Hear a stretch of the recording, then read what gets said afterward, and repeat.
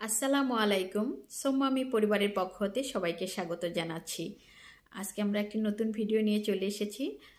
চলুন ভিডিওটি শুরু করা যাক। তো সবাই ভিডিওটি দেখবেন। হয়তো আমরা একবারে সম্পূর্ণ ভিডিওতে দেখাতে পারবো না, কারণ বিশাল বড় একটা প্রজেক্ট। এটা একবারে দেখানোর সাথে 2-3টা পর্ব করে আমরা দেখাবো। তো আমাদের সাথেই থাকবেন এবং সোম্মামি পরিবারের সাথেই থাকবেন, সাথেই আছেন। তো চলুন ভিডিওটি আজকে শুরু করা যাক। আজকে আমরা চলে গিয়েছিলাম দর্শনার কেরু অ্যান্ড কোম্পানি, মানে চিনির কল, সেখানে। তো বিশাল বড় এরিয়া।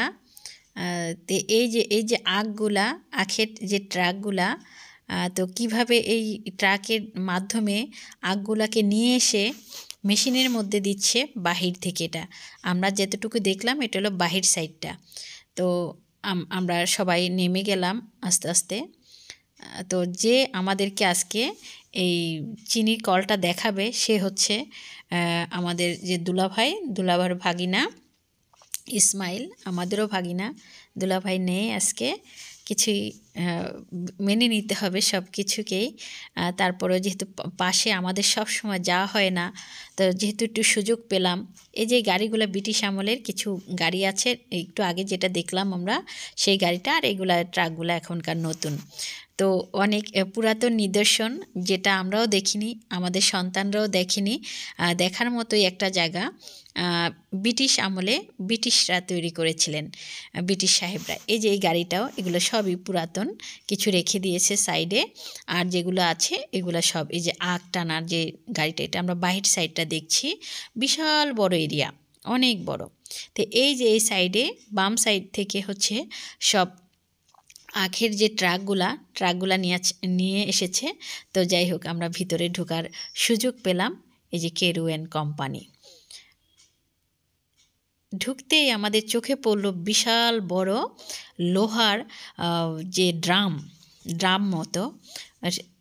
একটু ভয়ও লাগছিল, এগুলা তো আর কখনো দেখিনি, বিশাল বড় বড়। তো আমাদের মেয়েরা আছে সাথে, যারা ছিল আমাদের আরও লোক আছে। তো ভাগিনা ইসমাইল এবং তারও বিশেষ ভাগিনা।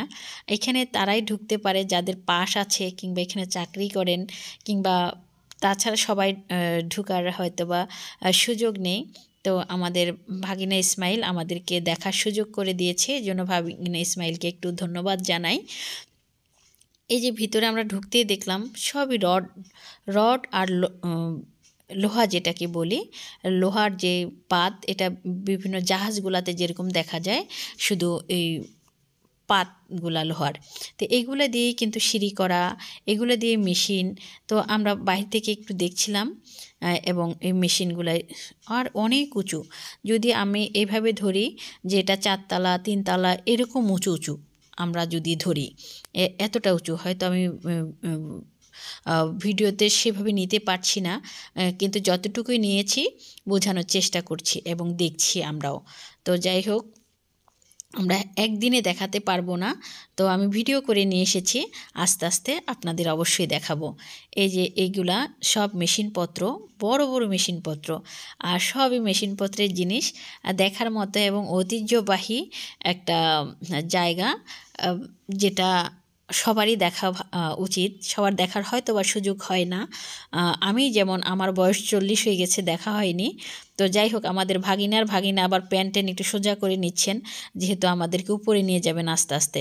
তো এই যে মেশিনগুলো দিয়ে সব আখের গুড়, চিনি কীভাবে তৈরি হবে সেগুলো আস্তে আস্তে হচ্ছে। তো আমরা আজকের পর্ব শুধু দেখলাম মেশিনপত্রগুলা, আমরা পরবর্তীতে দেখাবো। তো ভিডিওটি ভালো লাগলে লাইক, কমেন্ট, শেয়ার দিয়ে পাশেই থাকবেন। আজকের মতো এখানেই, আল্লাহ হাফেজ।